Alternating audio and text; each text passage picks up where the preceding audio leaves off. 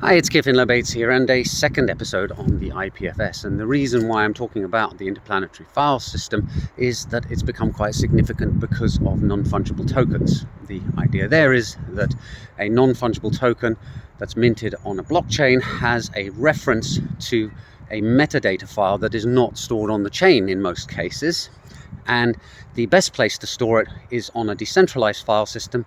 Otherwise, if a centralized server is storing the metadata and then that server disappears, the NFT now becomes pointless, or in fact literally pointless, because it's now pointing to something that doesn't exist anymore.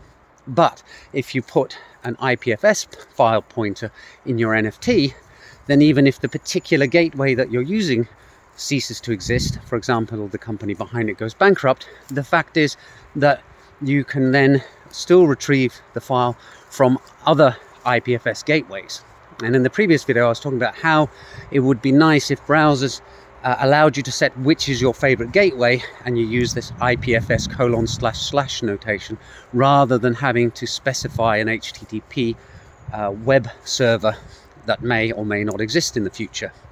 So the thing about storing your files in the IPFS when you're using NFTs is that firstly, the content is tamper-proof, so it means that people can't remove the picture of the CryptoPunk or the CryptoKitty that they were serving up and replace it with a picture of Rick Astley, for example, and you as the NFT owner can't do anything about that. Instead, if it's on the IPFS, once the file has been locked down and the metadata has been locked down, it can't be changed by any centralized authority.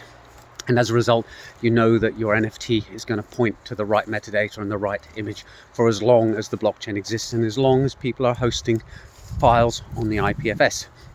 Furthermore, if your favorite gateway stops serving that particular file, you can just go to another IPFS server, or even run your own if you're that desperate to ensure that your NFT is actually pointing to something real and substantial.